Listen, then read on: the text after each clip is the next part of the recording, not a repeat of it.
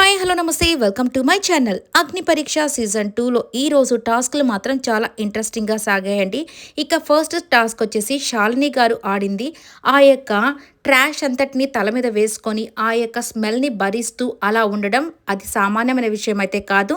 తనకున్న ప్యాషన్ని బట్టి big boss హౌస్లోకి ఎలాగైనా వెళ్ళాలి అన్న ఒక చక్కటి కోరిక నిజంగానే తను నెరవేర్చుకుందని చెప్పుకోవాలి. ఇక అలాగే అమన్ కూడా చాలా బాగా ట్రై చేశాడు. బట్ జస్ట్ మిస్ అనే చెప్పుకోవచ్చు.